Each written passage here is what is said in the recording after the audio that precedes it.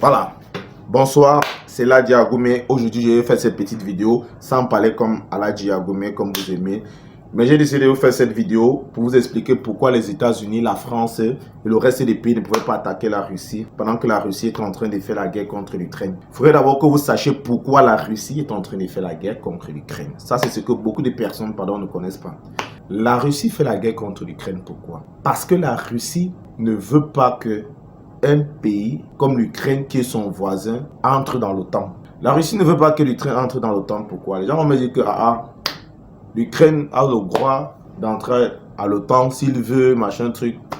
La Russie est d'abord une grande puissance militaire. La première puissance militaire au monde. Grosse puissance économique.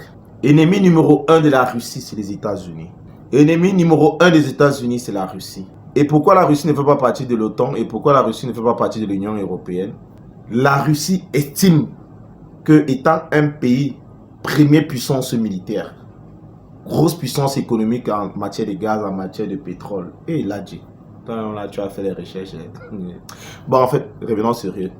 La Russie estime que en entrant à l'Union européenne, ça veut dire que les petits nyama qui sont à l'Union européenne, là, les petits pays comme la France, les petits pays qui sont là, si je veux vendre mon pétrole, si je veux vendre mon gaz, si je veux prendre une décision un peu, je dois aller demander leur avis avant de vendre au prix que je veux, avant de faire certaines choses dans mon monde. Là, la Russie dit que je n'entre pas dans vos choses-là.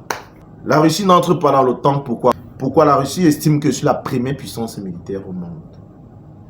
Pourquoi est-ce que si je veux faire ma guerre, je dois d'abord aller demander aux gens là que, ok, les gars, pardon, je vais aller faire ma guerre contre tel pays. Si les gars disent que non, la Russie ne part pas. S'ils disent oui, la Russie part. La Russie a dit que je n'entre pas dans ça. Moi seul, j'ai fait la guerre contre vous tous. Je n'entre pas dans l'OTAN. La Russie ne veut pas que l'Ukraine entre dans l'OTAN. Sinon, les États-Unis vont venir implanter une base en Ukraine qui est son voisin et contrôler la Russie. Voir ce que la Russie fait, chercher à connaître ce que la Russie fait, son petit Congo, ça, tout ça et tout. La Russie ne veut pas ça. La Russie allait à dire aux gars que les gars, je ne veux pas que l'Ukraine, mon voisin, entre dans l'OTAN. Les gars disent donc, dégage avec, on va les mettre dedans. C'est là ça énerve Vladimir Poutine, regardez que merde. Donc moi, il dit que le petit là n'entre pas dans l'OTAN. Vous vous dites qu'il entre. On dit qu'on va le faire entrer, regardez que ok, il ne va donc pas entrer. Voilà ce qui énerve dans Poutine. Poutine donne les vecteurs, les gars ne veulent pas comprendre. Quand Poutine dit que lui, il va désarmer l'Ukraine, Poutine ne parle pas pour détruire l'Ukraine. Poutine parle pour désarmer l'Ukraine. Parce que les Américains sont implantés partout. Pourquoi les Américains imposent leur base partout? Parce que les Américains veulent contrôler, veulent dominer. Et c'est ce que Poutine ne veut pas. Il ne veut donc pas ça.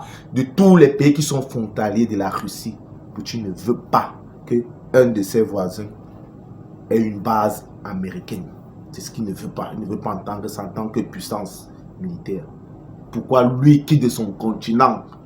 Il quitte de son continent là-bas américain, lui vient implanter ici là, je ne veux pas. Comme toi l'Ukraine, tu es mon voisin, tu vas accepter là. Je vais te démilitariser, je vais enlever toutes tes armes. Voilà comment Poutine va faire la guerre. Et je vais vous montrer une vidéo, la vidéo pourquoi, une vidéo que je suis pris sur le net, la vidéo pourquoi les Américains, les Français, tout ce monde ont peur de Poutine, ont peur même d'aller en guerre. Les Russes disposent actuellement d'au moins 2 types d'armes hypersoniques.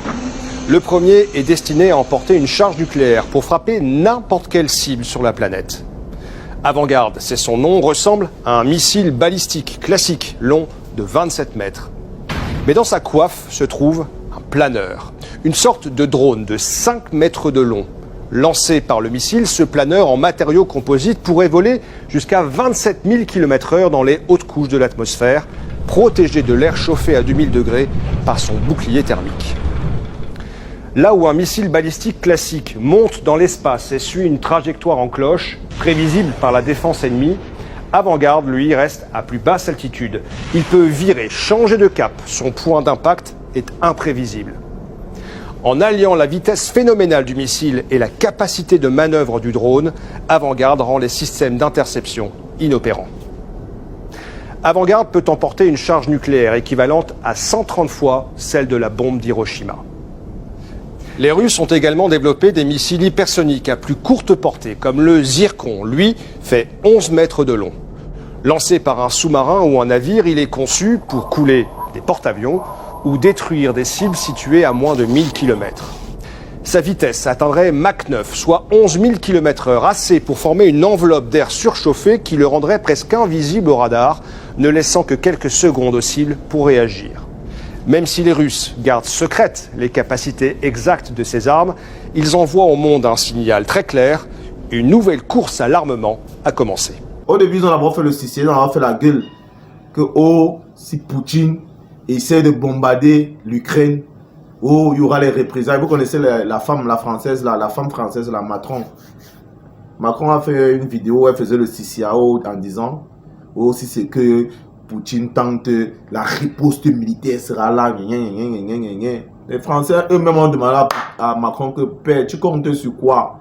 Tu vas attaquer Poutine, tu comptes sur quoi? Tu te bases sur quoi? Les petits armes qu'on a ici, là, tu vas aller tester le gars là que tu comptes sur quoi? Il faut se rendre compte que les États-Unis ne sont plus la première puissance économique du monde, c'est la Chine, et ils ne sont plus la première puissance militaire du monde, c'est la Russie.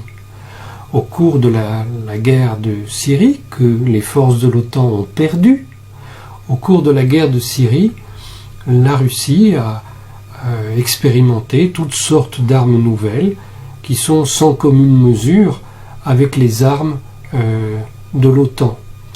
Et le week-end dernier, la Russie a montré qu'elle dispose de lanceurs qui lui permettent de détruire d'un point de vue nucléaire n'importe quelle cible, n'importe où dans le monde, sans qu'on puisse l'en empêcher. Parce que elle dispose, elle l'a montré, de lanceurs hypersoniques qu'elle a pu utiliser depuis des sous-marins, depuis des navires de surface, depuis des avions bombardiers et depuis des camions. Elle peut tirer ces lanceurs hypersoniques et détruire ce qu'elle veut. Il est impossible de les arrêter parce que ça va beaucoup trop vite. Pour le moment, il n'y a aucun moyen d'interception. Donc en quelques minutes, elle peut détruire ce qu'elle veut n'importe où dans le monde et il faut bien se poser la question si un jour elle ne va pas devoir utiliser ce type d'armes contre le Pentagone, la Maison Blanche et le Congrès des États-Unis. Écoutez un peu la vidéo aussi, les conséquences qu'aura les sanctions économiques qui ont été données par les Américains et la France aux Russes. Chez vous, sur ces sanctions, dans le détail, est-ce qu'elles peuvent être efficaces et faire très mal à l'économie russe, comme l'a dit tout à l'heure Jean-Yves Le Drian? En fait, tout ce qu'on peut dire, c'est que c'est un premier degré de sanctions. Elles sont assez fermes, mais les Russes s'y étaient préparés. Pour être clair, il y a 3 cibles. La première, ce sont les banques russes. Joe Biden a annoncé que 2 banques ne pourront plus se financer auprès des établissements financiers occidentaux. C'est un coup dur pour la finance russe, mais c'était déjà le cas pour certaines autres banques en 2014. Et cette décision-là, elle était attendue, donc les banques russes ont eu le temps de se préparer. Comment les Russes se sont préparés pendant ces 7 années ? Ils ont rapatrié leurs capitaux. Donc il y a eu un nombre important de capitaux qui étaient détenus par des banques ou par différentes personnes morales à l'extérieur du territoire russe qui ont été rapatriés. Voilà, un chiffre qui illustre le rapatriement de capitaux. Regardez, en décembre 2021, donc en un mois, les banques russes ont réimporté 5 milliards de devises étrangères. En décembre 2020, un an avant, c'était 2,65 milliards, quasiment la moitié. Donc ça s'est vraiment accéléré. Ce qui s'est aussi accéléré, ce sont les relations avec la Chine. Le deuxième point, c'est un rapprochement stratégique avec la Chine, parce que dans l'hypothèse où ce qui est à l'étude, par exemple, les marchés de capitaux européens, et américains et britanniques seraient ou seront fermés aux banques russes et à d'autres acteurs économiques russes, il va falloir trouver des ressources ailleurs. Donc stratégiquement, un réalignement avec la Chine pour essayer de trouver des fonds. Ce soir, Nelson, Joe Biden a également évoqué les sanctions sur le financement de la dette russe. Qu'est-ce que ça veut dire? Effectivement, la Russie est un pays très peu endetté. En fait, ça veut dire que si les Russes veulent refinancer de la dette, ils peuvent s'adresser à des pays occidentaux. Là, ils ne pourront plus le faire. Mais s'ils avaient une dette importante, ce serait grave. Là, regardez, la dette russe correspond à 17,5% du PIB. ce qui est assez peu. En France, la dette publique, elle s'élève à 115% du PIB. Et alors, troisième cible de ces sanctions, ce sont les oligarques, les milliardaires russes qui sont proches du pouvoir. Oui, les Occidentaux veulent les toucher eux aussi durement au portefeuille. Donc les oligarques, les États-Unis en ont parlé, les Européens, eux, parlent de certains députés. En gros, ils veulent geler leurs avoirs, c'est-à-dire que les comptes bancaires à l'étranger et les avoirs financiers sont bloqués. Cette technique, elle avait aussi été utilisée en 2014 lors de la première guerre du Donbass, mais elle avait montré ses limites. Ce sont des gens qui sont très riches, qui ont beaucoup de capitaux à l'étranger, mais qui ont aussi beaucoup de marge de manœuvre, beaucoup de connaissances fines de différents mécanismes qu'ils peuvent utiliser pour se protéger. Donc malheureusement, on a envie, et très légitimement, de cibler les décideurs, les cercles dirigeants, et non pas le peuple russe. Et ce qui est clair, c'est qu'ils ont fait en sorte de se mettre à l'abri des gels d'avoirs décrétés par les pays occidentaux. Voilà, ils se sont mis à l'abri. Ce qui va peut-être plus les énerver, c'est qu'ils ne pourront plus se rendre dans les pays occidentaux, donc en Europe. Et ils aiment bien aller notamment skier dans les Alpes. Et ils ont beaucoup d'immobilier sur la Côte d'Azur, et ça, c'est pas négligeable. À quoi ça tient? Mais donc, quel type de sanctions pourrait vraiment faire plier Vladimir Poutine? Globalement, tout ce qui touche à l'énergie, c'est pour ça que la suspension de Nord Stream 2 a été un gros coup dur pour la Russie et donc un sacrifice pour les Allemands. L'économie russe, elle est totalement dépendante de l'énergie. C'est 30% du PIB entre le pétrole et le gaz. Le problème, c'est que qui achète cette énergie? Eh bien, c'est nous, les Européens. Donc, si des sanctions étaient prises, il pourrait y avoir un effet boomerang. Imposer des sanctions contre le secteur de l'énergie de manière globale en Russie, c'est prendre le risque d'une inflation des prix de l'énergie. Et pour les Américains, le risque boomerang, il est un petit peu différent.